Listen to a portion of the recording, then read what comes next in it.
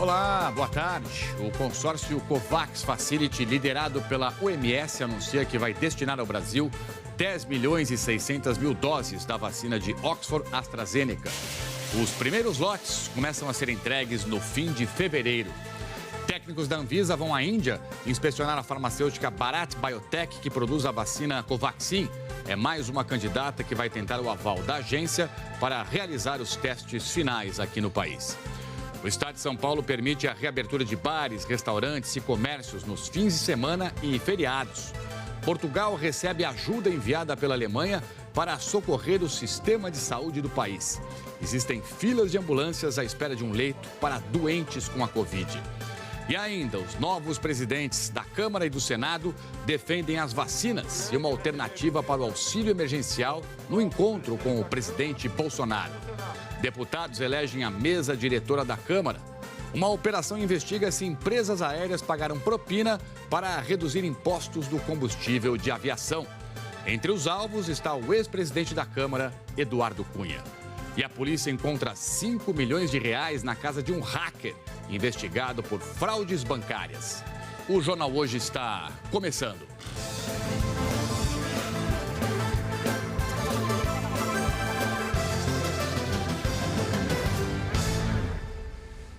Duas semanas depois dos primeiros vacinados contra a Covid no Brasil, alguns estados já começaram a distribuir a segunda dose, que é essencial para imunizar a pessoa contra o coronavírus. É o caso do Rio de Janeiro. O governo estadual já distribui mais de 244 mil doses da Coronavac para a aplicação da segunda dose, que vai começar no Rio nos próximos dias. A frota começou a levantar voo hoje bem cedo. Eram 5 aeronaves. 2 do governo do estado, 2 do Corpo de Bombeiros e uma da Polícia Civil. Elas deixaram o depósito da Secretaria Estadual de Saúde com a missão de entregar a segunda dose da Coronavac para 88 dos 92 municípios do estado. 4 cidades da região metropolitana receberam a vacina ontem, por terra. O governo do estado está distribuindo hoje 244.560 doses de reforço da Coronavac. Aqui na cidade do Rio, o programa de vacinação começou no dia 19 de janeiro. A dose de reforço deve começar a ser aplicada na semana do Carnaval. É muito importante que quem já tomou a primeira dose volte ao posto de saúde na data marcada para receber a segunda dose. Só depois disso é que o processo de imunização vai ficar completo. Na cidade do Rio, quem é imunizado recebe uma ficha como essa, com informações sobre a data de retorno e a vacina que foi aplicada para não haver confusão. É muito importante que a marca da vacina seja a mesma nas 2 doses para não pôr a proteção em risco. O último boletim da Secretaria Estadual de Saúde, divulgado ontem, mostra que 228 mil pessoas foram vacinadas no estado do Rio. Algumas receberam a Coronavac, outras a vacina de Oxford. As duas precisam de 2 doses. A diferença é que o intervalo recomendado entre as doses da Coronavac varia entre 14 e 28 dias, enquanto o da vacina de Oxford é de 12 semanas. Também começa hoje a distribuição da segunda dose da Coronavac em Belo Horizonte. Os profissionais da saúde da capital mineira começaram a ser vacinados no dia 18 de janeiro e devem receber o reforço já nos próximos dias. Além do reforço, o governo do Rio está mandando hoje mais 42.400 doses de Coronavac e 7.300 da vacina de Oxford, para quem ainda não foi vacinado. Com a chegada das novas remessas, a Prefeitura do Rio decidiu antecipar o calendário de vacinação por idade. O objetivo agora é vacinar até o fim de fevereiro todas as pessoas com 75 anos ou mais. Nesta quarta, é a vez dos idosos a partir de 94 anos. Eles devem procurar um posto de saúde, apresentar um documento com foto e depois sair com aquele sorriso. Feito de uma maneira muito carinhosa e com muita atenção com a gente. Que bacana, né? Boa sorte, boa vacina.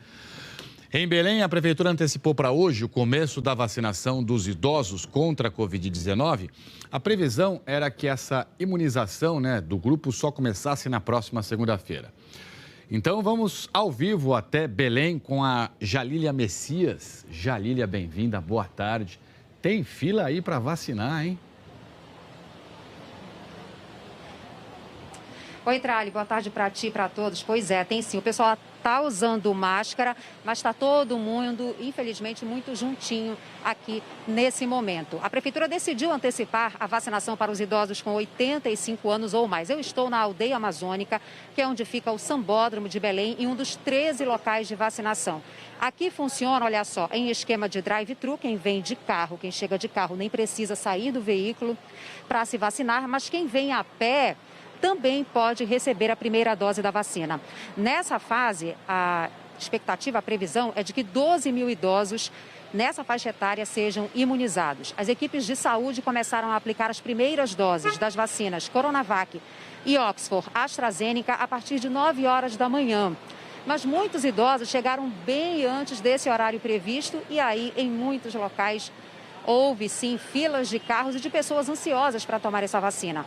Os idosos, eles têm que apresentar a carteira de identidade, o CPF e um comprovante de residência. Mas quem tem dificuldade para se locomover pode solicitar a presença, a visita de um agente de saúde em casa para aplicar a vacina. Para isso, basta que um responsável pelo idoso entre em contato com um posto de saúde ou faça um cadastro em um site da Prefeitura. Indígenas venezuelanos também vão começar a receber a primeira dose da vacina hoje. Já no oeste do estado, a vacinação em 20 municípios deve começar hoje à tarde. A gente lembra que 13 cidades dessa região que ficam perto aí da divisa com o Amazonas já estão em lockdown há 3 dias por causa do agravamento da pandemia. Trali.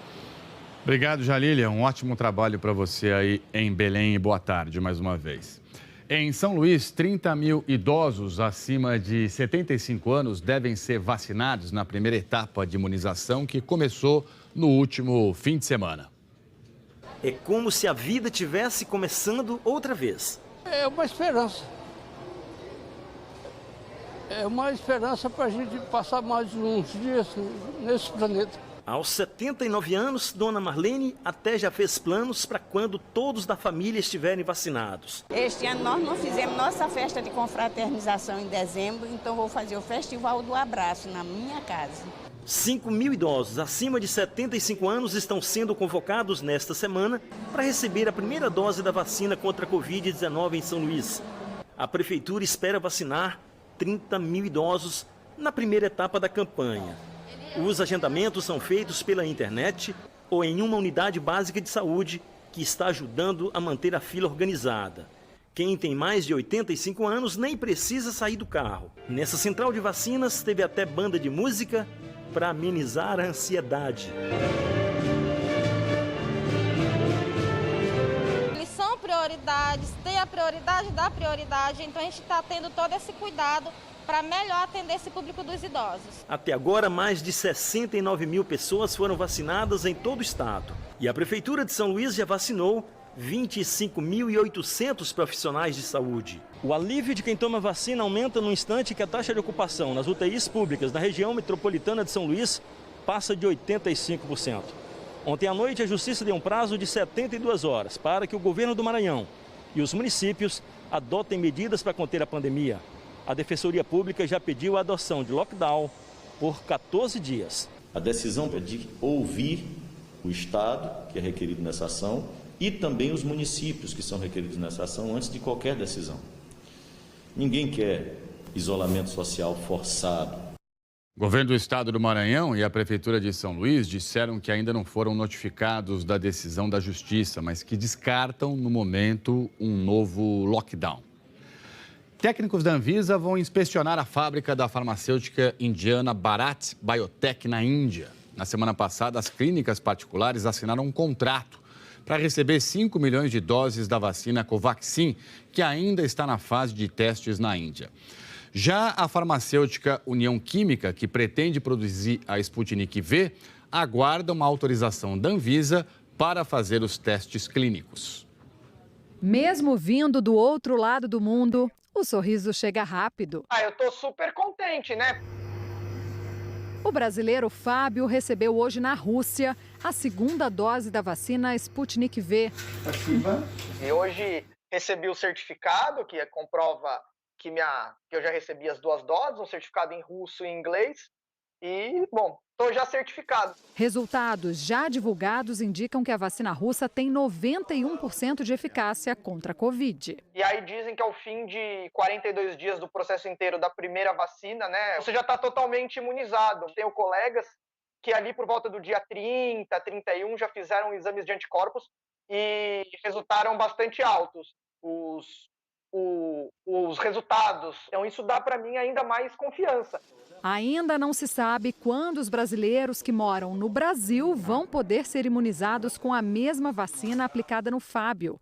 Quem pretende comercializar essa vacina aqui no país é a farmacêutica União Química. Mas a Anvisa ainda não aprovou a realização dos estudos clínicos da fase 3. E uma das exigências para a liberação da vacinação emergencial é o acesso aos dados completos dos resultados dessa etapa final de testes. O diretor da Sociedade Brasileira de Imunizações defende que, diante da urgência que vivemos, a Anvisa reveja essa prática. O que eu não entendo dentro da Anvisa, por exemplo, é uma regra que está para licença de uso emergencial somente vacinas que foram estudadas no Brasil. O que limita as nossas opções aqui para 4 vacinas para licenciamento emergencial: Janssen, Pfizer, Oxford e Coronavac. Essa é uma regra que, ao meu ver, não tem nenhum sentido.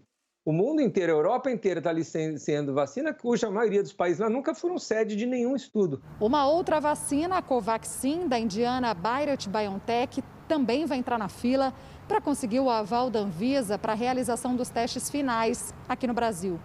Técnicos da agência vão à Índia inspecionar a fábrica da farmacêutica. Representantes da Associação Brasileira das Clínicas de Vacinas já assinaram um contrato com a farmacêutica Precisa Medicamentos para a aquisição de 5 milhões de doses dessa vacina, o que abre a possibilidade da chegada de doses na rede particular. Segundo o presidente da associação, o pedido de registro definitivo da vacina deve ser feito em 2 semanas. O cronograma que a BioNTech, junto com a Precisa, passou para a gente é entre os dias 15 e 25 de fevereiro. A vacina está sendo usada na Índia agora, em caráter emergencial, com expressivos resultados, nenhum evento adverso significativo relacionado à vacinação da Covaxin. Então, a gente espera que esse resultado de fase 3 demonstre aquilo que a gente já está na expectativa de ser uma vacina altamente eficaz e segura. Enquanto a Sputnik e a Covaxin não chegam aos brasileiros, as poucas doses disponíveis das vacinas de Oxford e Coronavac, as únicas aprovadas para uso emergencial, seguem sendo aplicadas. Hoje de manhã, caminhões carregados de Coronavac deixaram o centro de distribuição na capital paulista para atender o restante do estado. E os insumos farmacêuticos vindos da China, que vão ajudar a fazer mais de 8 milhões de doses no Instituto Butantan, devem chegar hoje à noite ao estado de São Paulo.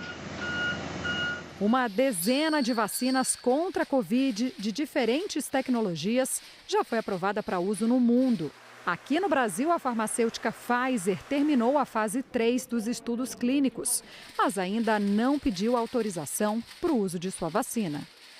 Já a Janssen diz que, com os resultados dos estudos de fase 3, pretende enviar um pedido de autorização do uso da vacina à Anvisa, mas ainda não há uma data. Muito bem, a Anvisa diz que vai se pronunciar ainda hoje sobre a exigência de estudos em fase 3 no Brasil para avaliar a autorização de uso emergencial de uma vacina.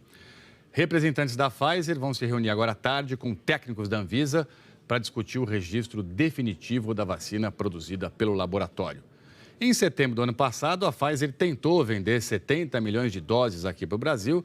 O governo federal não respondeu, criticou as exigências da empresa e agora as negociações estão sendo retomadas. Tomara que dê tudo certo, né? O México autorizou o uso emergencial da vacina Sputnik V, produzida pelo Instituto Russo Gamaleya. O país assinou um acordo de compra de 24 milhões de doses da Sputnik V com a Rússia e deve receber 400 mil doses nos próximos dias. México começou a vacinar a população contra a Covid no dia 24 de dezembro do ano passado com o imunizante da Pfizer-BioNTech. O país também tem acordo com a AstraZeneca, que recebeu insumos, mas ainda não aplicou nenhuma dose dessa vacina. México vive um dos piores momentos da pandemia de Covid, com 87% dos hospitais ocupados. Nova Zelândia, autorizou o uso provisório de uma vacina contra a Covid, a da Pfizer-BioNTech também. Se acompanha aqui comigo, olha só. Esse é o primeiro imunizante aprovado no país, que é considerado um exemplo no combate à pandemia. O órgão regulador deu autorização provisória para essa vacina, mas determinou que as farmacêuticas precisam entregar mais dados ao governo do país. A previsão é que as primeiras doses cheguem à Nova Zelândia até o fim do primeiro trimestre deste ano. Bom, vamos juntos agora dar uma olhadinha nos números da vacinação, de acordo com o boletim de 8 da noite do Consórcio de Imprensa. Em todo o nosso país, você acompanha aqui comigo, 2.496.159 brasileiros já foram vacinados. Isso representa aí apenas 1,18% da nossa população. É muito pouco. A gente precisa com urgência aumentar esse percentual. Na segunda-feira, o total era de 2.220.216 pessoas vacinadas. Vamos juntos, então, ver como é que está o andamento nos estados. Ontem, o Distrito Federal e 22 estados atualizaram os dados. Você vê o percentual de doses aplicadas em relação à população. Quanto mais escuro o tom de azul no mapa, eu lembro sempre aqui, mais pessoas foram vacinadas proporcionalmente. Até 8 da noite, os 5 estados que mais vacinaram, as 5 regiões, enfim, foram Distrito Federal com 2,5%, Roraima com 2%, Mato Grosso do Sul com 1,64%, Rio Grande do Sul com 1,60% e Alagoas com 1,59% da população vacinada. Se você é do grupo prioritário, acompanhe o calendário da sua cidade. Se a vacinação para o seu grupo já começou, procure então rapidamente onde você pode se vacinar. Quando nós comparamos a situação do Brasil com outros países, nós percebemos que temos um longo caminho ainda pela frente.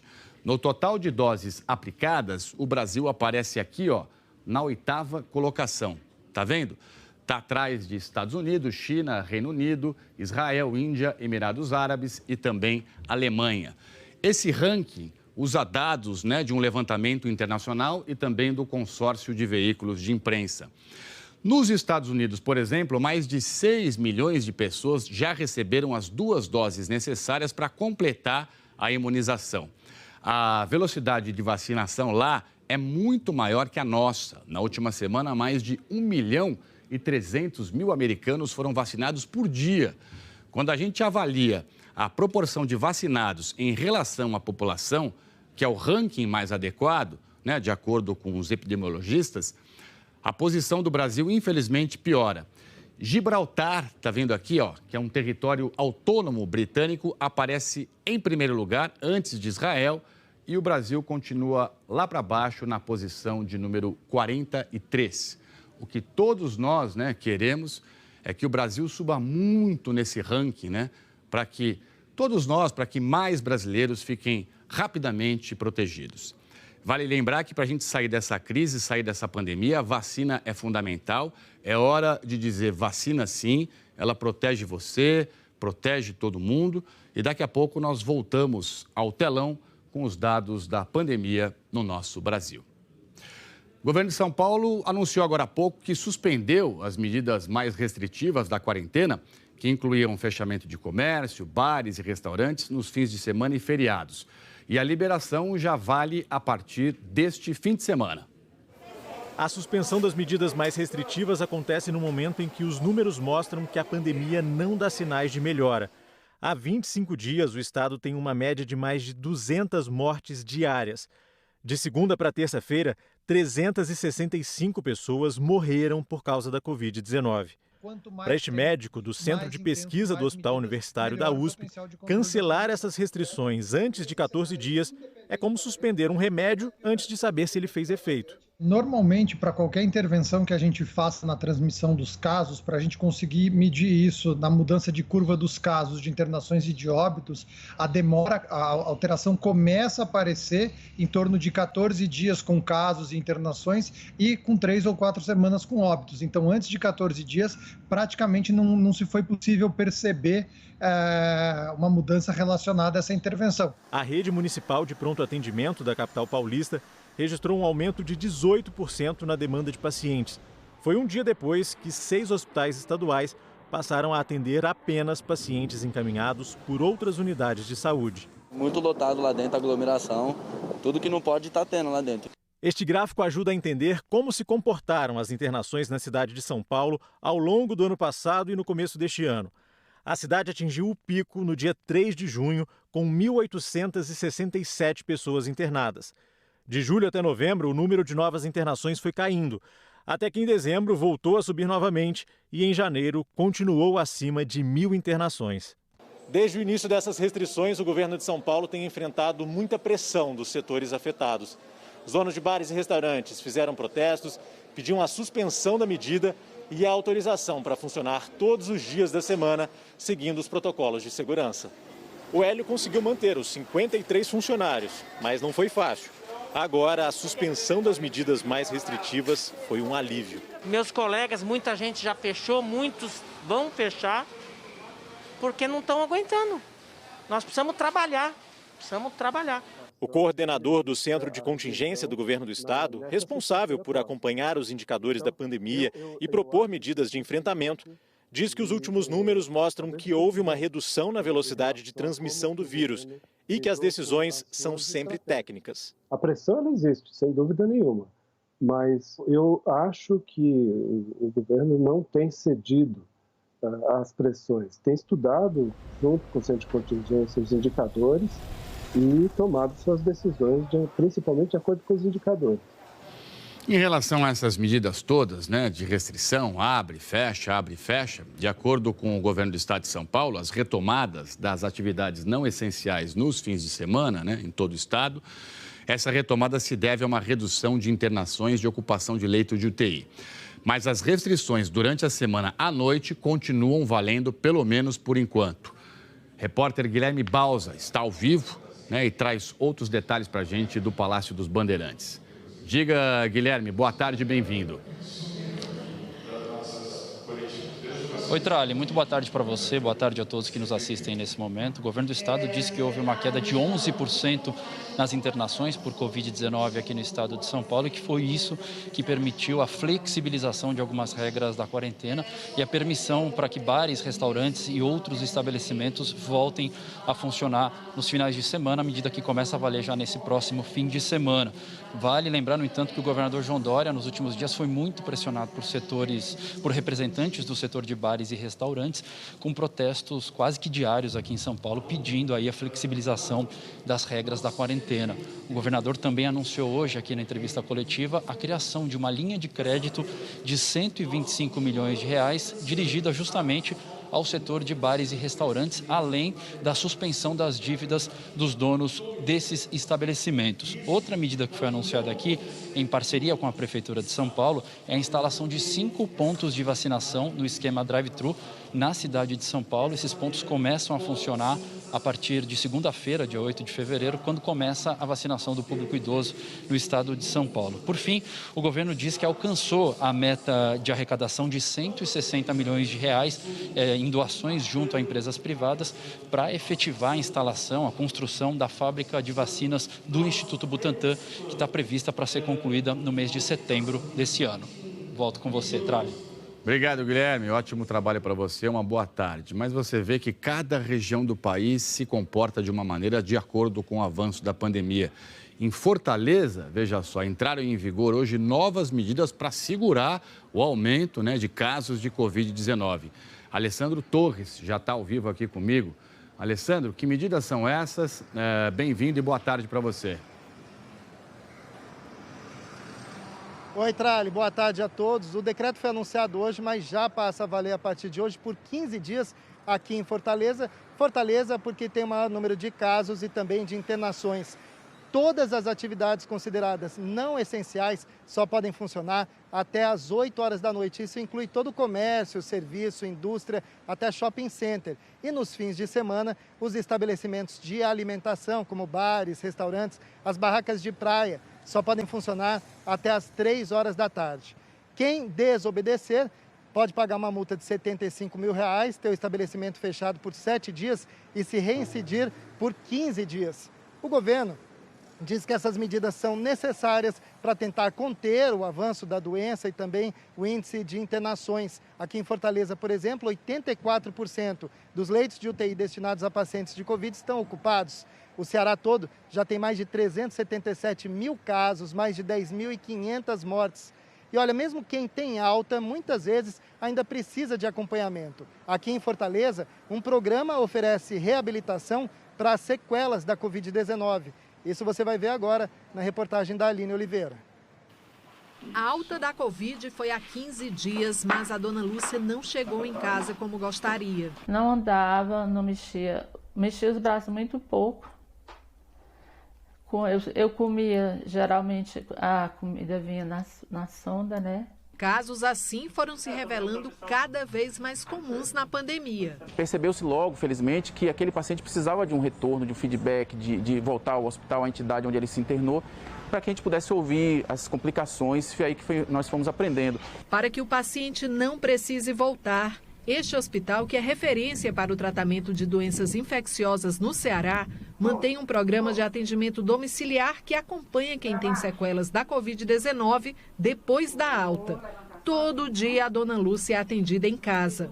Sempre levantando mais o pé, para não ter risco de que não levanta o pé. Está conseguindo?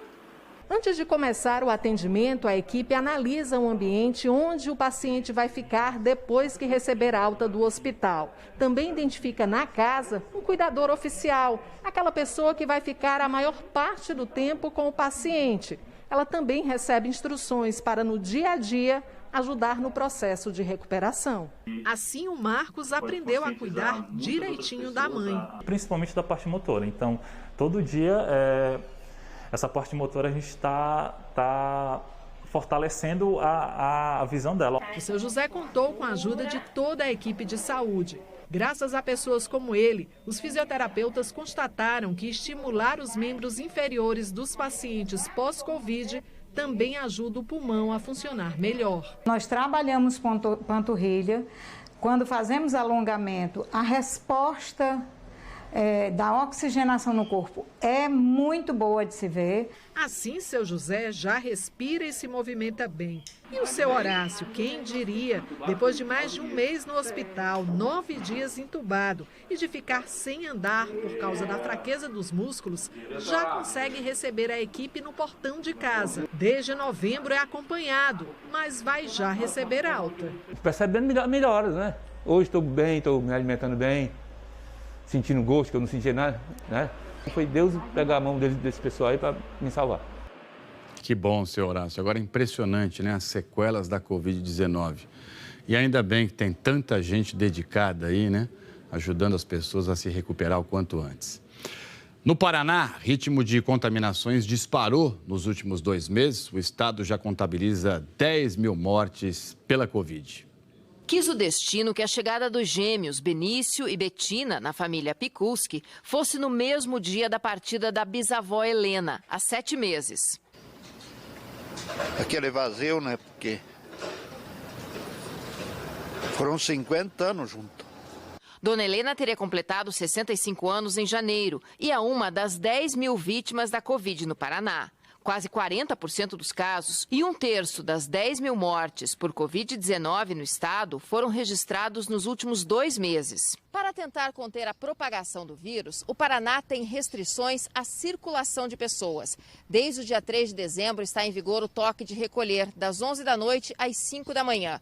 A venda e o consumo de bebidas alcoólicas em locais públicos estão proibidos neste horário. Nesse período, houve oscilação nas médias de casos e mortes e a taxa de ocupação de leitos está em 80%. E as medidas de restrição, embora não seja, a maior parte da população não seja simpática a elas, que impacta diretamente no nosso dia a dia, mas elas se faziam necessárias e definitivamente impactaram de maneira muito positiva na evolução da epidemia, uma vez que nós estávamos num ponto muito crítico no começo de dezembro. O Paraná já vacinou 158 mil pessoas, 1,38% da população. Rafaele, biotecnologista de 27 anos, foi vacinada ontem com a Coronavac. Ela recebeu a primeira dose no laboratório de testes de Covid-19, onde trabalha. São 11 meses que a gente está passando por essa pandemia, né?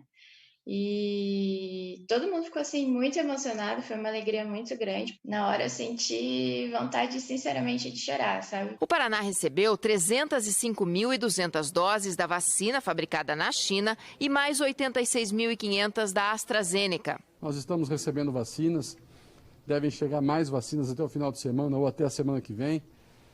Infelizmente, estão vindo a conta-gotas, nós gostaríamos que elas viessem mais rapidamente. Nós estamos num momento crítico. Aumentamos o número de leitos e existe essa falsa impressão de que caiu a ocupação. Isso não existe. O coronavírus está circulando, continua circulando de maneira franca e comunitária, e agora estamos trabalhando aí com as novas cepas, as variantes de linhagem do coronavírus, e que podem também trazer novas surpresas e surtos novos em várias regiões do estado. A grande angústia é que está assim no Brasil todo, né? As vacinas chegando aos poucos, conta-gotas, é um pouco por aí mesmo. A gente mostrou ontem aqui no Jornal Hoje a situação do seu Flávio de Manaus. Ele estava internado com Covid na emergência de um serviço de pronto atendimento, já tinha mais de 2 semanas. A família recorreu à justiça, conseguiu que ele fosse transferido para uma UTI, mas infelizmente não deu tempo. Seu Flávio morreu ontem mesmo. Flávio Bastos, de 55 anos, estava internado desde o dia 16 neste serviço de pronto atendimento de Manaus. A família conseguiu que ele fosse transferido para uma UTI, mas o Estado não fez a transferência a tempo. A gente sabe que a morosidade ela vai impedindo que a gente tenha uma esperança maior, né? Não estou dizendo que o irmão iria viver se ele estivesse numa UTI, mas ele teria uma possibilidade maior de ter uma chance de conseguir viver. Seu Flávio foi enterrado hoje pela manhã em Manaus. Se nós tivéssemos conseguido esse leito a tempo, com certeza a gente não estaria passando por esse momento aqui que estamos passando. Mas, infelizmente, não deu tempo. Ele teve a sua vida ceifada por questão mesmo desse leito de UTI que não teve. Sem leitos disponíveis em hospitais, pacientes com Covid-19 ficam nos serviços de pronto atendimento. A Valdirene perdeu o pai para a Covid e até ontem, a mãe dela, Dona Elda, de 66 anos, aguardava um leito de UTI. Desde a quarta-feira nós estamos tentando essa vaga para UTI e só temos a resposta que não tem vaga, não tem leito, não tem leito. E a minha mãe só tem evoluído a pior. Hoje mesmo nós estávamos no cemitério enterrando meu pai quando eu recebi uma ligação que ela estava saturando 35. Hoje, Dona Elda morreu antes de ser transferida para um leito de UTI. A fila de espera por um leito no Amazonas tem 527 pacientes. Atualmente, 2.618 pessoas estão internadas em Manaus. No interior, a situação é ainda pior. Não existem leitos de UTI.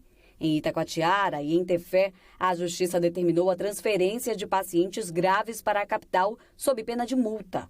No oeste do Amazonas, em Tabatinga, o único hospital está com a ala semi-intensiva lotada e ainda tem que dar conta da demanda de outras cidades da região. Para ampliar a oferta de novos leitos, o governo depende, entre outras coisas, de oxigênio para fornecer aos pacientes. Segundo a Secretaria de Saúde, a estimativa é que a demanda chegue a 130 mil metros cúbicos por dia no Amazonas. Atualmente, a demanda é de 86 mil metros cúbicos diários. O governo do estado diz que agora tem conseguido entregar essa quantidade para os hospitais e unidades de saúde. Mas, mesmo assim, é possível encontrar moradores em uma fila para recarregar o cilindro de oxigênio. A mãe do Jean está há 1 semana em casa e precisa do oxigênio. Eu já estou preocupada aqui, porque minha mãe está lá com um balão de oxigênio desse. Se acabar, e aí? Minha mãe vai morrer? Desespero, né? Nós questionamos a Secretaria de Saúde do Amazonas sobre o motivo do seu Flávio não ter sido transferido para uma UTI. E aí, em nota, responderam que lamentam a morte e afirmaram também que a secretaria removeu mais de 2.000 pacientes em janeiro. Não explicou por que o seu Flávio não foi transferido. Em relação à dona Elda, que também morreu à espera de uma vaga em UTI, a Secretaria de Saúde declarou que ela apresentava quadro clínico grave e que a transferência não foi feita por causa da instabilidade do estado de saúde dela. Vamos juntos aqui dar uma olhadinha nos dados da pandemia no Brasil, atualizados à 1h pelo consórcio de veículos de imprensa. Total de pessoas que já perderam a vida é de 226.666. E nós temos até agora 9.296.945 casos confirmados de Covid-19 no Brasil. Média móvel de casos nos últimos 7 dias ficou em 50.095 registros diários, 8% a menos do que 2 semanas atrás. E estabilidade, mas num patamar alto. Já são 25 dias seguidos em que a média de casos está acima dos 50 mil. Já a média de mortes aqui no nosso país está assim, 1.066 óbitos diários, 8% a mais na comparação com 14 dias atrás. Estabilidade novamente num patamar elevado, São quase 2 semanas já em que essa média aqui fica acima de 1.000 mortes. No mapa, a situação da pandemia nos estados, de acordo com o boletim de 8 da noite, quando o consórcio fecha as médias móveis. Distrito Federal e 10 estados que apresentaram alta na média de mortes aparecem aqui em vermelho. São eles, então, Acre, Amazonas, Pará, Rondônia, Roraima, Maranhão, Ceará, Bahia, o DF, Goiás e também Paraná. Maiores altas, Ceará com 128% e Paraná com 103%. 12 estados ficaram em estabilidade e aparecem aqui em amarelo. Vamos a eles então. Amapá, Piauí, Paraíba, Pernambuco, Alagoas, os 4 estados do Sudeste, Espírito Santo, Minas Gerais, Rio de Janeiro, estado que ontem passou de 30 mil vítimas da Covid, e também São Paulo. E ainda Mato Grosso, Mato Grosso do Sul e Santa Catarina. Ontem registraram queda os 4 estados que aparecem aqui em azul: Tocantins, Rio Grande do Norte, Sergipe e Rio Grande do Sul. Maiores quedas, Sergipe com 38% e Rio Grande do Norte com redução de 35%. Mais detalhes sobre a situação da pandemia no seu estado, também sobre o calendário, em andamento aí da vacinação, você confere em g1.com.br/coronavírus. Vai ser enterrado daqui a pouco, na região metropolitana do Rio, o corpo da menina Ana Clara, de apenas 5 anos. A segunda criança morta por arma de fogo este ano no Grande Rio. Ela foi atingida na porta de casa, numa comunidade de Niterói. Policial militar suspeito de matar Ana Clara está preso. Minha filha tinha acabado de acordar. Ela acordou, chegou na porta, que ela viu a luz do dia, ela tomou um tiro. Ana Clara Gomes Machado, de 5 anos, foi atingida ontem por 2 tiros de fuzil na porta de casa. O irmão mais novo viu tudo. Minha filha caiu. Do lado do irmão, o irmão de 2 anos, fala, a polícia matou a minha irmã. Parentes contam que os policiais só socorreram Ana Clara depois de muita insistência. A menina já chegou sem vida ao hospital. A família acusa um policial de ter disparado contra a menina e diz que não havia confronto na comunidade.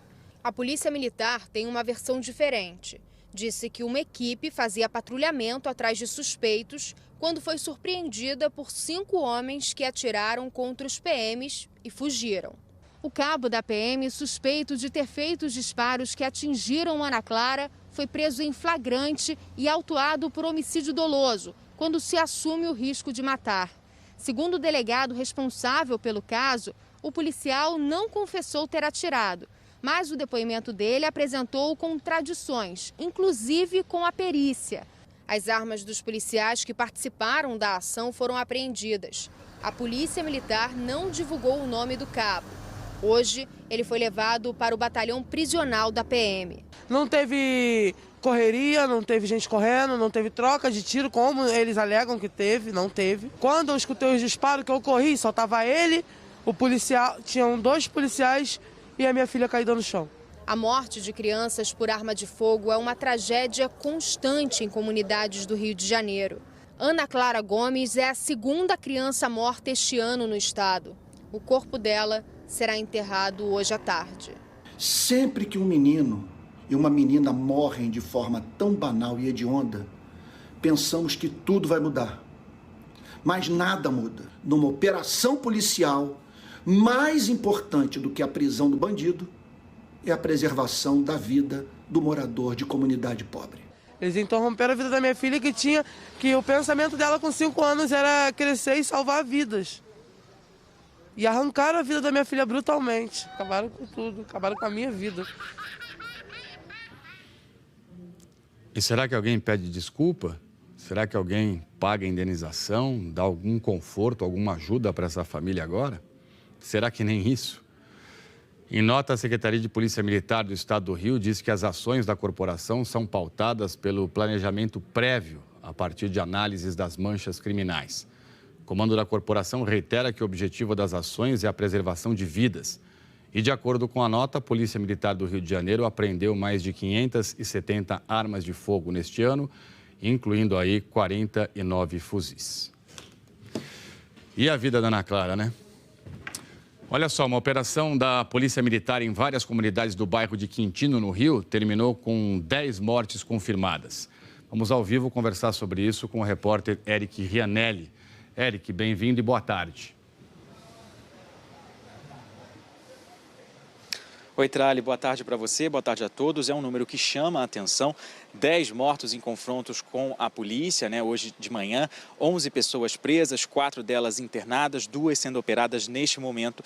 Todos os presos e os mortos, de acordo com a Polícia Militar, são suspeitos. As apreensões chegam aqui à Delegacia de Homicídios da capital, na Barra da Tijuca, a todo momento. São fuzis, uma submetralhadora, granadas, pistolas, drogas e rádios transmissores. Essa ação de combate ao crime organizado acontece em 8 favelas de diferentes bairros das zonas norte e oeste da capital. Todas são ligadas por grandes montanhas da cidade, regiões que há anos lidam com confrontos entre traficantes rivais e traficantes e milicianos. 300 policiais de 5 batalhões estão nessa operação, nenhum deles se feriu hoje. Houve muito tiroteio, muitas pessoas não conseguiram sair para trabalhar, começar sua quarta-feira. A Delegacia de Homicídios vai investigar essas mortes, os presos devem prestar depoimento, a operação continua e, de acordo com a Polícia Militar, neste momento não há tiroteio. Trali. Obrigado, Eric. Bom trabalho para você aí. Uma boa tarde. Uma operação da Polícia Federal investiga fraudes bancárias. Na casa de um hacker investigado no Espírito Santo, a polícia encontrou pelo menos 5 milhões de reais em dinheiro vivo. Essa grana toda ainda está sendo contada. A identidade do hacker não foi divulgada. A polícia diz que ele mandava e-mails com links para clientes de bancos. E aí, ao abrir o link, o cliente liberava sem saber o acesso à conta. 8 mandados de busca foram cumpridos no Espírito Santo e em São Paulo. E a polícia reforça aquela recomendação antiga: não acesse links suspeitos que você recebe pela internet. Tem dúvida? Liga para o seu gerente, entre em contato com o banco, vai até a agência, porque depois pode ser tarde, né? Policial que foi assassinado durante a invasão do Capitólio americano está recebendo uma homenagem reservada a pouquíssimas pessoas nos Estados Unidos. Vamos então falar sobre isso com o nosso correspondente, o Tiago Eltz. Tiago, bem-vindo, boa tarde para você. Até o presidente americano participou então dessa cerimônia, né? Quem mais estava lá?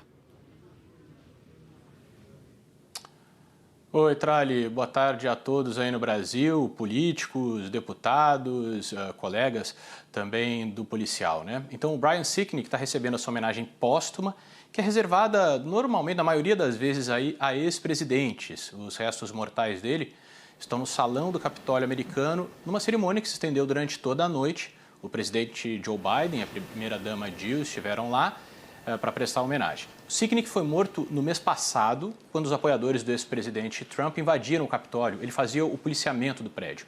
Ao todo, 5 pessoas morreram no ataque. A invasão, que aconteceu depois de Trump incentivar os apoiadores a marchar até o Congresso, é o motivo do segundo impeachment de Donald Trump. O julgamento no Senado acontece na semana que vem e a acusação contra o ex-presidente é de incitar a insurreição.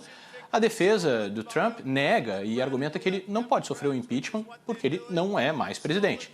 Mas uma eventual condenação agora pode ter um efeito grande nas pretensões futuras de Trump, porque abriria um caminho para uma proibição de ele se candidatar à presidência novamente.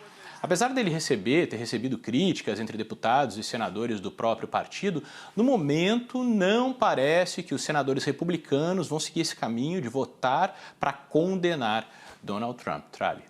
Obrigado, Thiago. Bom trabalho para você aí nos Estados Unidos e até uma próxima. Mario Draghi, ex-chefe do Banco Central Europeu, aceitou o convite do presidente da Itália para tentar formar um novo governo no país. Primeiro-ministro Giuseppe Conte renunciou ao cargo no fim do mês passado. O italiano, que ficou conhecido como o homem que salvou o euro em 2012, foi escolhido pelo presidente da República da Itália para salvar o país. Mario Draghi, o ex-chefe do Banco Central Europeu, bem visto pelos líderes do velho continente, chegou ao Palácio do Quirinal, em Roma, depois de ter sido convocado ontem à noite. O presidente Sérgio Mattarella pediu a ele que forme um governo de unidade nacional para enfrentar o coronavírus e a grave crise econômica que assola o país. Mattarella deu a ele um mandato pleno e Draghi espera obter o apoio de uma ampla gama de partidos no parlamento fragmentado. A ação de Mattarella veio depois que as negociações destinadas a salvar a coalizão do primeiro-ministro Giuseppe Conte desmoronaram, deixando o presidente com duas opções: eleições antecipadas ou então um governo técnico. O economista, banqueiro e professor Mario Draghi aceitou o cargo com reserva, o que significa que primeiro deve obter uma ampla maioria. Draghi diz que vai se submeter ao parlamento, que a Itália vive um momento difícil e que os seus desafios são vencer a pandemia, completar a campanha de vacinação e relançar o país. Ele deverá enfrentar também a divisão de alguns partidos políticos, como o Movimento 5 Estrelas. No duelo entre o ex-premier Matteo Renzi e o atual Giuseppe Conte, venceu Renzi, apelidado de O Destruidor. Conte fica no cargo até que um novo governo seja formado. Mario Draghi deve retirar a reserva assim que conseguir a sua maioria, o que pode acontecer nas próximas horas ou dias. Então, poderá começar o 67º governo italiano depois da Segunda Guerra. Muito obrigado, Ilse. A líder de Myanmar, Aung San Suu Kyi, foi formalmente acusada de importar ilegalmente 10 rádios de comunicação. Essa foi a justificativa usada pela junta militar que tomou o poder por meio de um golpe, isso tem 2 dias, para mantê-la numa prisão domiciliar. De acordo com a polícia, Suu Kyi deve permanecer detida pelo menos até o dia 15 de fevereiro, mas se for condenada, pode pegar até 3 anos de cadeia. Outros integrantes do antigo governo também estão sendo processados. A TV estatal transmitiu hoje imagens do general Min Aung Hlaing, que chefiou o golpe durante uma reunião de gabinete com os novos ministros. E ainda hoje, o consórcio COVAX Facility vai destinar 10 milhões e 600 mil doses da vacina de Oxford AstraZeneca para o Brasil. Os novos presidentes da Câmara e do Senado se encontram com o presidente Bolsonaro e a deputada Bia Kicis, investigada no inquérito que apura atos antidemocráticos, afirma que foi indicada para comandar a Comissão de Constituição e Justiça da Câmara. E a seguir, operação que investiga se empresas aéreas pagaram propina para reduzir impostos do combustível de aviação. A gente volta já já.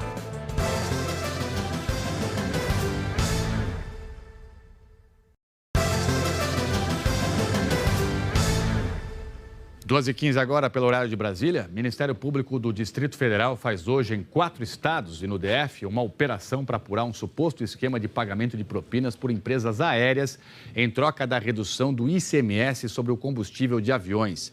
Entre os alvos de busca e apreensão estão o ex-presidente da Câmara, o ex-deputado Eduardo Cunha e o ex-vice-governador do Distrito Federal, Tadeu Filipelli, os 2 filiados ao MDB.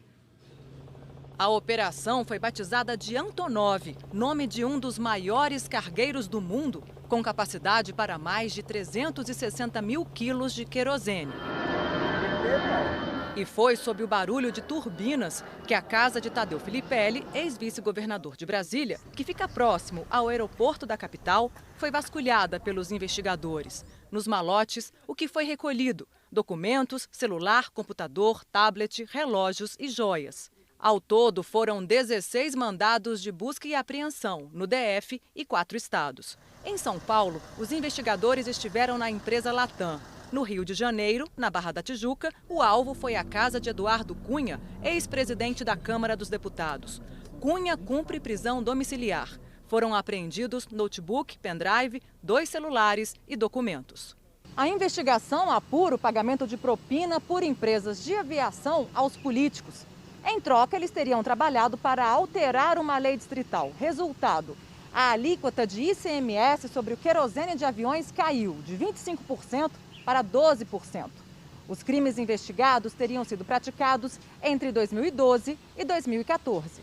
Foi a delação do doleiro Lúcio Funaro, feita ao Ministério Público Federal e homologada pelo STF, que embasou a operação de hoje, realizada pelo GAECO, Grupo de Atuação Especial de Combate ao Crime Organizado, do MPDF.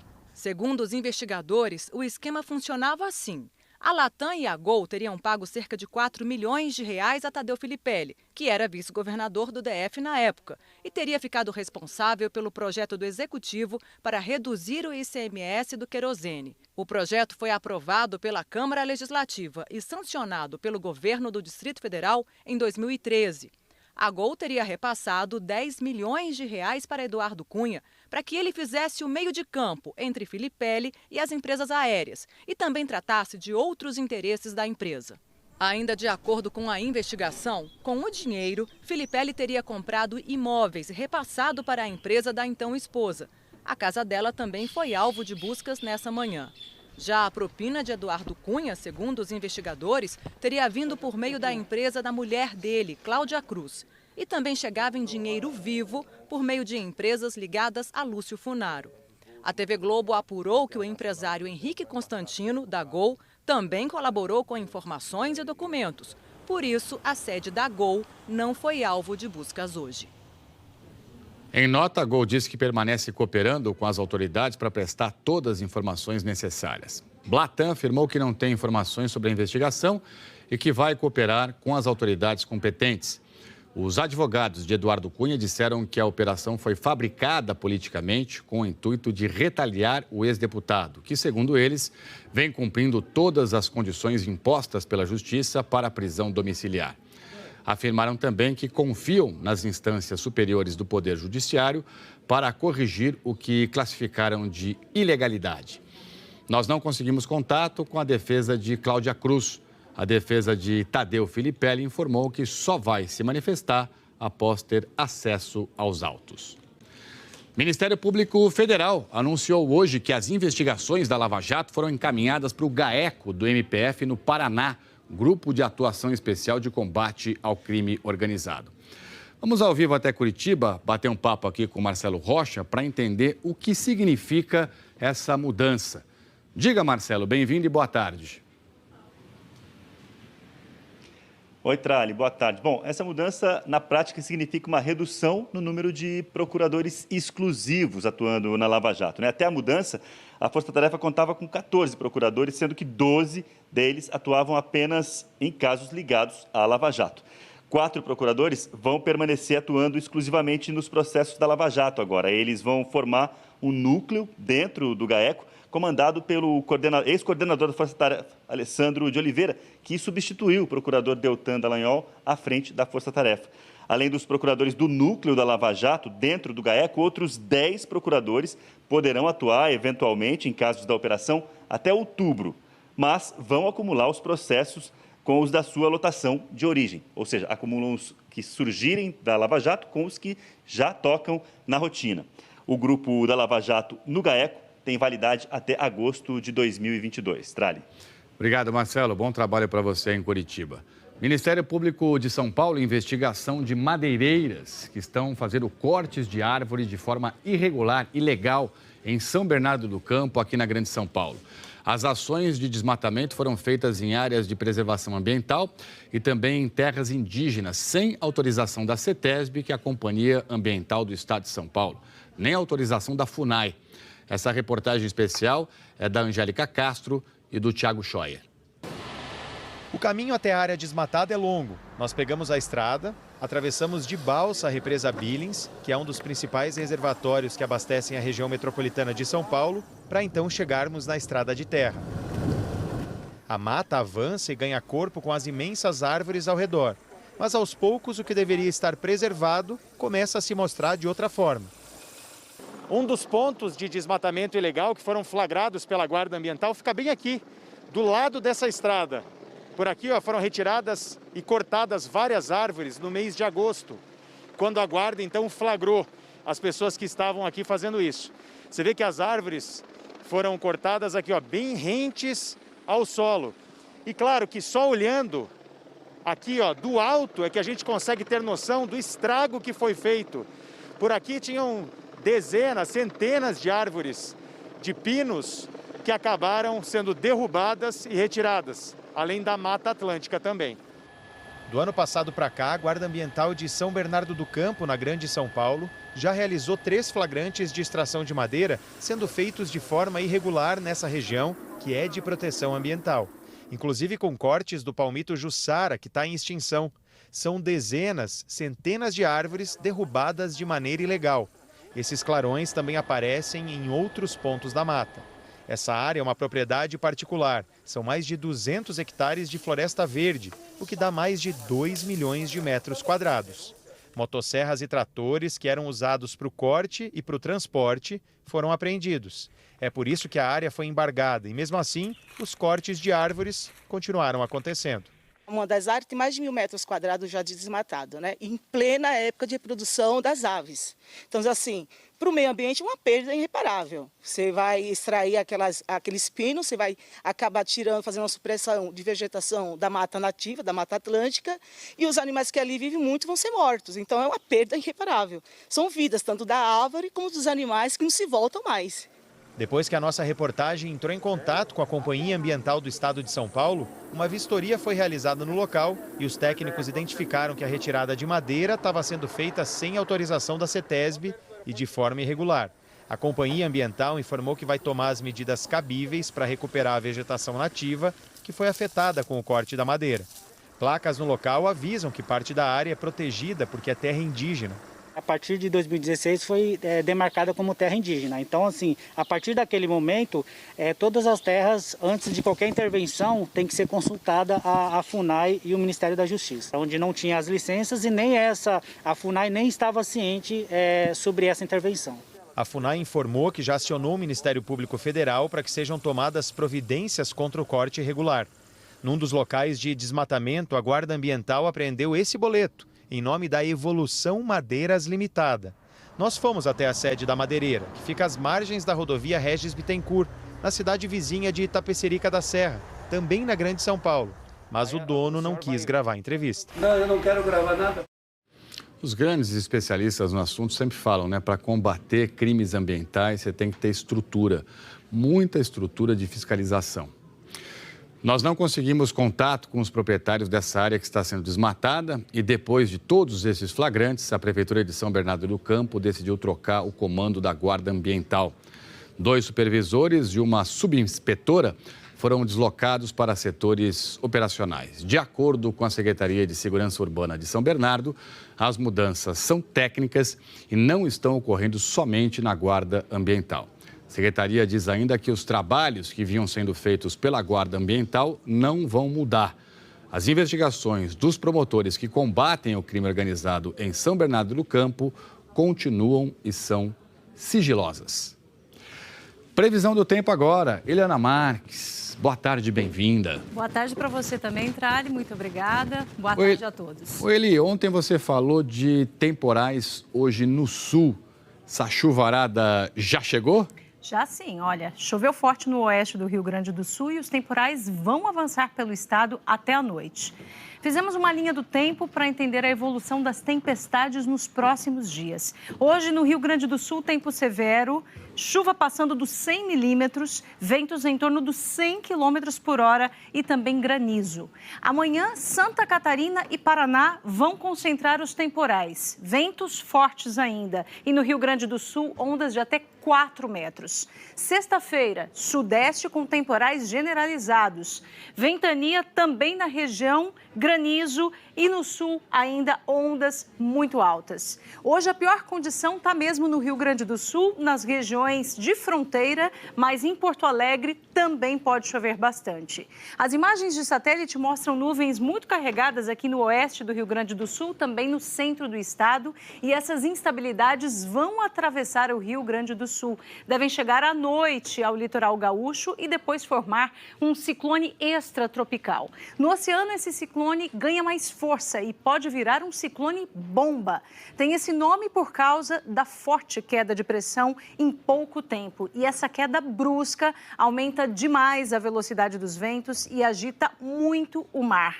Ventania e ressaca previstas até sexta-feira, com ventos fortes não somente na região sul, mas pegando parte de Mato Grosso do Sul, São Paulo, Rio e também parte de Minas. Que coisa, hein, Eli? E esse ciclone vem para o sudeste? Olha, o ciclone não vem para o sudeste, mas ele dá origem a uma frente fria e essa sim vem para o sudeste. Chega aqui na sexta-feira e espalha bastante chuva por toda a região, inclusive na capital paulista, que vai ter uma sexta-feira chuvosa e menos quente. Sexta-feira, previsão de muita chuva também no centro-sul de Minas e do Rio de Janeiro. Agora, nas capitais Mineira e Fluminense, os dias mais chuvosos vão ser no fim de semana com refresco nas temperaturas também. Nas outras regiões, como é que fica o tempo? Olha, centro-oeste do Brasil, também região norte. Aqui, olha, sul do Maranhão, do Piauí e na Bahia, principalmente o centro-oeste do estado, essas regiões hoje podem ter pancadas de chuva também, fortes em alguns pontos. E a área de sol no nordeste aumentou, agora está indo do centro-norte do Maranhão até Sergipe. As temperaturas passam dos 30 graus lá no Nordeste. Em Aracaju e Natal, máximas de 31, no Recife e em Fortaleza, 32 graus e em Teresina, 34. E amanhã a região mais central do país, entre Brasília, Goiânia, Campo Grande, Cuiabá e Palmas, também tem uma probabilidade grande de temporais, Trali. Muito bem, muito obrigado, Eliana Marques. Até amanhã. Boa tarde para você e até amanhã. Até. Valeu. E daqui a pouco você confere aqui, médicos e equipamentos da Alemanha chegam a Portugal para socorrer o país no combate à Covid. O consórcio COVAX Facility anuncia que vai destinar 10 milhões e 600 mil doses da vacina de Oxford AstraZeneca ao Brasil. Os novos presidentes da Câmara e do Senado se encontram com o presidente Bolsonaro. E a deputada Bia Kicis, investigada no inquérito que apura atos antidemocráticos, afirma que foi indicada para comandar a Comissão de Constituição e Justiça da Câmara. Voltamos já já com tudo isso e muito mais.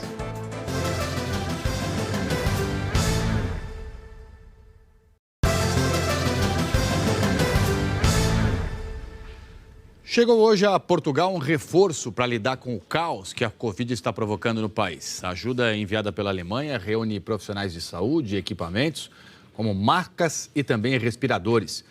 Os hospitais de Portugal vivem um momento crítico na terceira onda da pandemia que atinge a Europa. Engarrafamento de ambulâncias nos hospitais. Uma luta para conseguir ser atendido o mais rapidamente possível. Com uma taxa de ocupação de quase 100% de leitos de UTI para o tratamento de doentes com Covid-19, o Sistema Nacional de Saúde de Portugal está no limite. No fim de semana, dos 850 leitos de UTI destinados para casos de Covid-19, 843 leitos estavam ocupados, um número recorde. Portugal registrou em janeiro quase metade de todas as mortes por Covid no país desde o início da pandemia.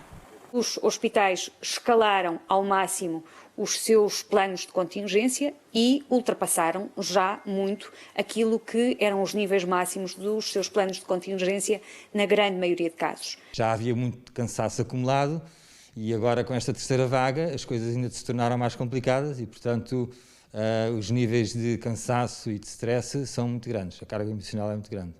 Com esse cenário, desde a semana passada, a solução temporária encontrada pelas autoridades foi transferir doentes para a Ilha da Madeira, onde a capacidade dos hospitais está abaixo do limite. No resto do país, na porta das unidades, parentes tentam informações do estado de saúde dos internados. Venho aqui buscar informações sobre a minha mãe. Nós chamámos a ambulância ontem. A ambulância até foi rápida a chegar, mas o problema foi agora aqui na chegada ao hospital. Neste momento já está a ser atendida, sim, mas demorou algum tempo até chegar a ajuda. O Hélder também busca por notícias sobre o estado de saúde do irmão. Eu resolvi vir aqui ao hospital para me certificar que ele estava a ser atendido, porque nós estamos aqui com um problema de ambulâncias, ou seja, as ambulâncias estão a fazer filas e não estão a conseguir tratar todos os doentes dentro do hospital, então as pessoas estão aqui à espera fora. Recebi uma chamada por parte dos assistentes dos médicos a dizer que o meu irmão já tinha dado entrada, já estava a ser assistido e que neste momento estava entubado, estava a receber suporte de respiração, mas que até à data estava tudo ok e que tínhamos que esperar, portanto, as próximas horas para perceber se o quadro da evolução dele se mantinha, se piorava ou se melhorava. Para tentar suportar a necessidade de atender tanta gente nos hospitais, o governo aceitou a ajuda de países europeus. Hoje, a Alemanha enviou 26 médicos e 350 equipamentos. E a Áustria vai receber doentes portugueses no país. Portugal continua liderando a lista dos países com maior número de casos e mortes diários por milhão de habitantes. E a suspensão das restrições no Natal e no Ano Novo pode explicar essa explosão no número de novos infectados no país. As medidas mais restritivas foram retomadas e há toque de recolher obrigatório durante o fim de semana. Permissão para circular de segunda a sexta, só com justificativas. As aulas foram novamente suspensas e viajantes do Brasil e Espanha não podem entrar no país. As autoridades acreditam que nos próximos dias o novo lockdown já provoque uma redução no número de casos, o que vai desafogar os hospitais.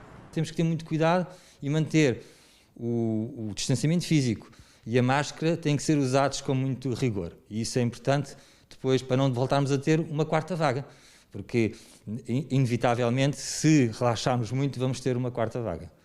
Agora, é assustador, né? Porque Portugal, durante muitos meses, no começo da pandemia, foi exemplo para o mundo, né, de sucesso em conter a Covid-19. E agora está nessa situação. Você vê como não dá para vacilar, né? O Consórcio Global de Vacinas, liderado pela Organização Mundial da Saúde, anunciou hoje que pretende distribuir 330 milhões de doses de vacinas contra a Covid na primeira metade agora de 2021.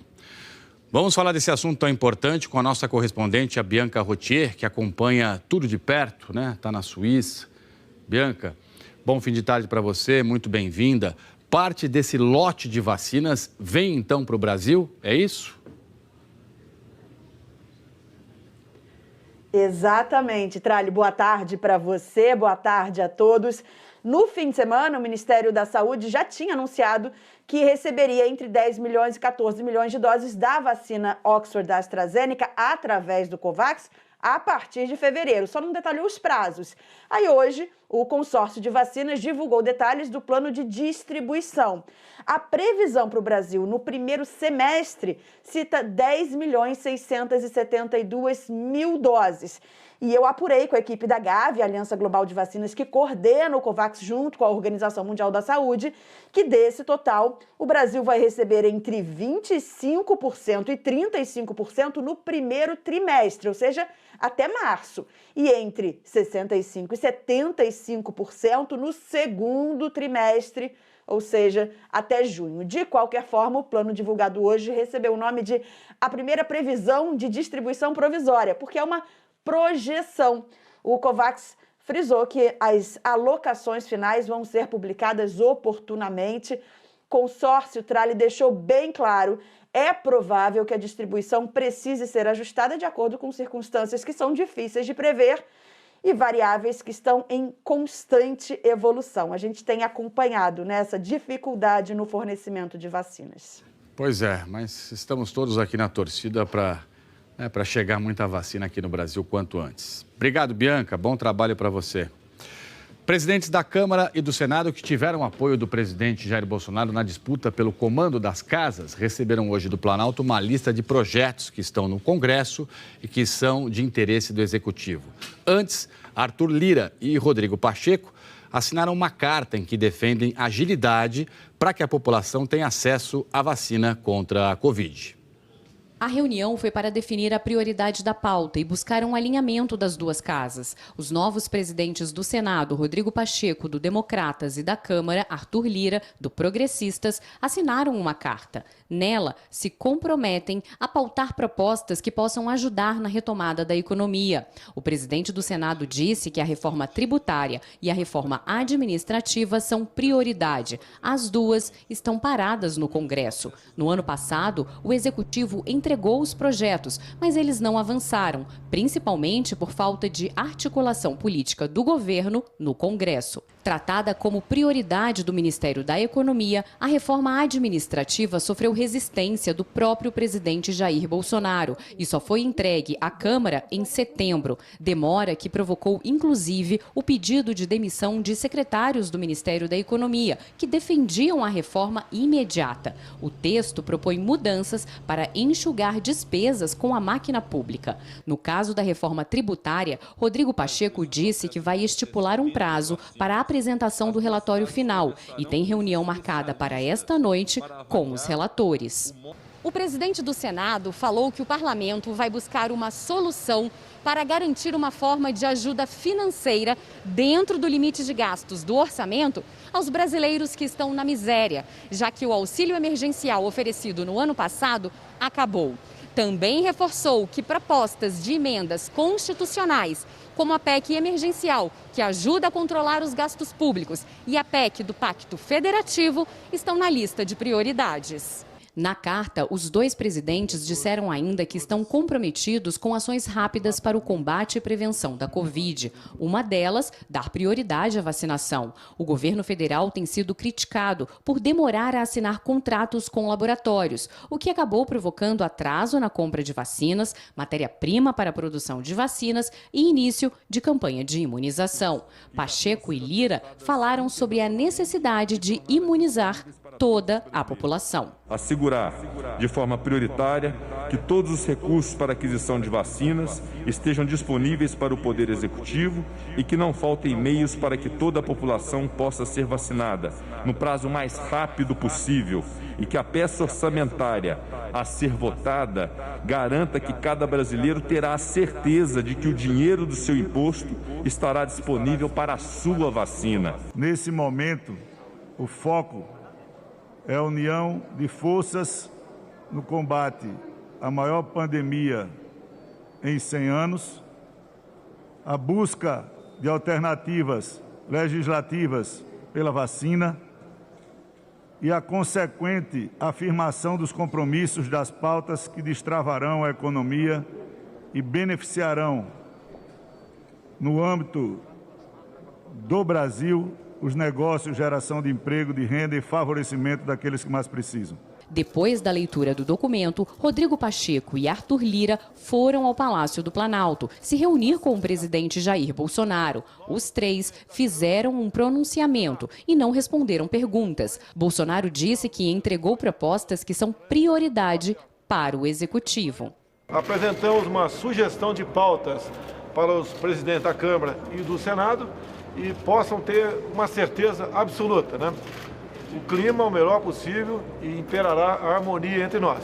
Nessas sugestões de pautas, assuntos voltados, obviamente, para a pandemia, a saúde, economia e reformas do Estado. Os presidentes do Senado e da Câmara, que tiveram o apoio de Bolsonaro na disputa, destacaram o bom relacionamento com o Planalto.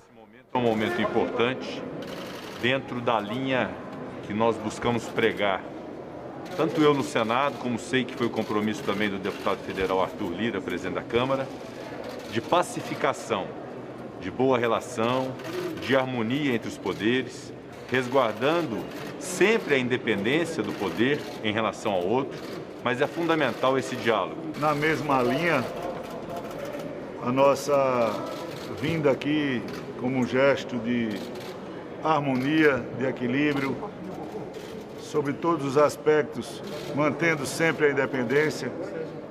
Ela configura um novo momento este ano de 2021 para o Brasil. Vamos manter um clima harmônico, de muito trabalho, de muito diálogo e de muita responsabilidade esse ano para minimizar todos os efeitos danosos e produzir um clima absolutamente de normalidade e progressivo trabalho no Brasil. A lista entregue ao Congresso pela Secretaria de Governo do Palácio do Planalto inclui também propostas da pauta de costumes. Entre os projetos listados estão homeschooling, que é o ensino em casa, registro, posse e comercialização de armas de fogo, normas aplicáveis a militares em GLO, que prevê isentar militares de punição em ações cometidas durante operações de garantia da lei e da ordem, a privatização da Eletrobras e a proposta sobre licenciamento ambiental.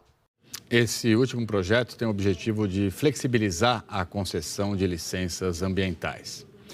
E está marcada para daqui a pouco a cerimônia de abertura do ano legislativo no Congresso Nacional. E sobre isso, eu converso ao vivo agora aqui com a Flávia Alvarenga, em Brasília.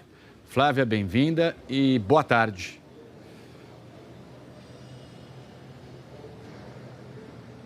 Oi, Trali, boa tarde. Essa sessão solene está marcada para começar às 4 horas da tarde e está prevista a ida do presidente Jair Bolsonaro. Será a primeira vez que ele participa dessa cerimônia.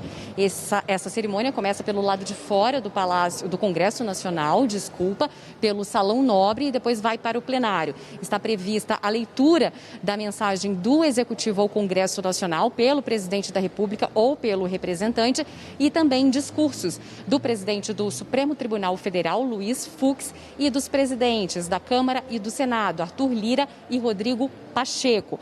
Há pouco, o presidente Jair Bolsonaro almoçou no Palácio da Alvorada com o presidente do Uruguai. E na pauta eles discutiram questões relacionadas à integração regional, combate ao narcotráfico, defesa da democracia, abertura comercial e também questões energéticas. E de volta ao Palácio do Planalto, o presidente Jair Bolsonaro deu uma rápida entrevista. Disse que essa reunião foi uma reunião informal. Trali. Obrigado, Flávia. Um ótimo trabalho para você aí em Brasília. Câmara dos Deputados definiu hoje, depois de muita discussão, a composição da mesa diretora da Casa. As negociações incluem a presidência da Comissão de Constituição e Justiça, que é uma das mais importantes da Casa.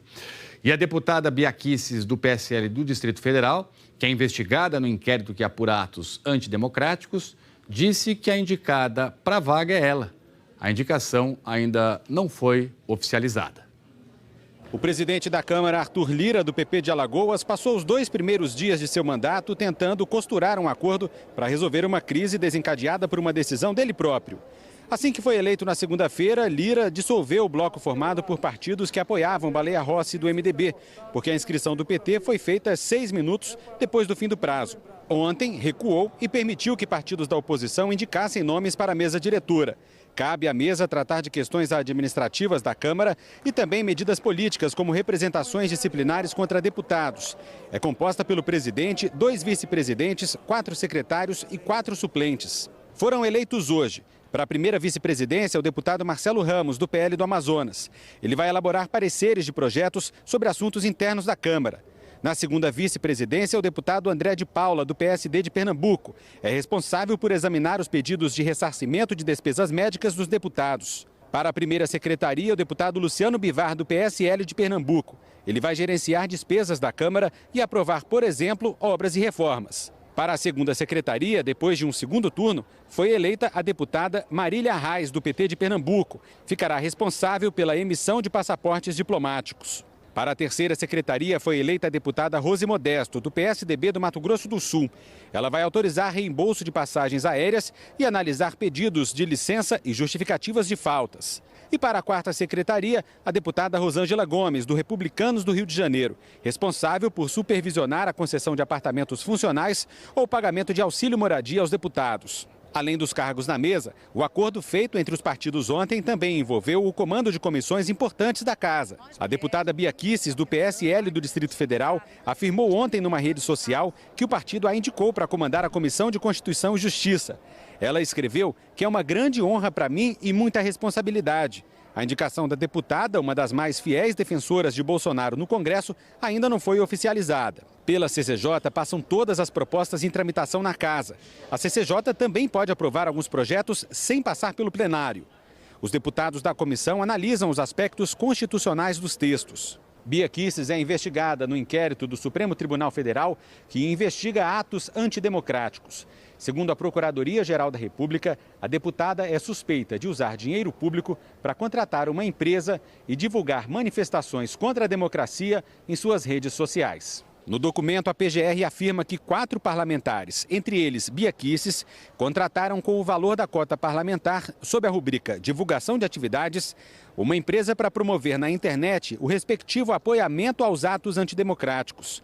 E que a deputada federal Bia Kicis gastou R$ 6.400 em abril pela criação e elaboração de peças em vídeo para publicação na web. Em depoimento, Bia Kicis negou que tenha divulgado atos antidemocráticos. Em maio do ano passado, Bia Kicis divulgou um vídeo em que xingou o então ministro do Supremo Tribunal Federal, Celso de Mello. Ele tinha enviado à PGR, como é de praxe, pedidos de partidos para que fossem apreendidos celulares do presidente Jair Bolsonaro e do filho, o vereador Carlos Bolsonaro. Eu estou usando aqui da minha imunidade parlamentar para falar a verdade na sua cara. Juiz de... É isso que você é. O deputado Carlos Jordi, do PSL do Rio de Janeiro, defendeu a nomeação de Bia Kicis. Disse que ela tem experiência jurídica e que as investigações sobre atos antidemocráticos são infundadas. Eu vejo com muitos bons olhos. Bia é uma pessoa extremamente capacitada, 24 anos como procuradora no Distrito Federal, foi a primeira vice-presidente da CCJ, pessoa de diálogo, de consenso. Parlamentares da oposição criticaram a possibilidade de a deputada assumir a presidência da comissão. É a comissão que regulamenta toda a casa, é a mais importante e a mais vinculada à legalidade. Então, como é que você vai colocar à frente da CCJ uma deputada que rasga a Constituição, que não respeita a Constituição, que produz fake news, que já pregou o fechamento do Congresso? Uma pessoa que não tem respeito à Constituição não pode estar à frente da comissão mais importante e, principalmente, uma comissão relacionada à Constituição e à Justiça. Sobre isso, então, eu vou conversar ao vivo agora com a Andréa Sadi, né? Os acordos aí, né, Andréia, dos novos presidentes da Câmara e do Senado devem, portanto, blindar a Comissão de Constituição e Justiça das duas casas. E as duas, então, vão ter um aliado do governo Bolsonaro no comando. Como é que fica isso? O que é que nós podemos esperar? Bem-vinda e boa tarde. Tudo bom, Trali? Boa tarde a você, boa tarde a todos. Vou começar pela Câmara dos Deputados. A gente viu que a indicação do PSL deve sim ficar com a deputada federal Bia Kicis. Ela, além de tudo isso que a gente viu na reportagem, que ela é alvo do Supremo Tribunal Federal, a Bia Kicis, ela também tem uma postura negacionista no combate à pandemia, durante toda a crise da pandemia, Trali. Para dar um exemplo, no ano passado, ali por volta de maio, ela chegou aí ao plenário da Câmara dos Deputados com uma máscara com as palavras "e daí?", numa referência a uma declaração que o presidente Bolsonaro tinha dado em abril, no final de abril, assim que o Brasil ultrapassou o número de mortos da China por conta da Covid. Ela tem essa postura, é muito criticada pelos parlamentares de diferentes partidos. Hoje eu conversei com vários partidos de centro, incluindo aliados do novo presidente da Câmara, o deputado Arthur Lira. De ontem para hoje, houve muita repercussão dessa indicação dela para a CCJ, que ainda precisa ser analisada e votada pela comissão quando eles montarem as comissões daqui um mês, mais ou menos.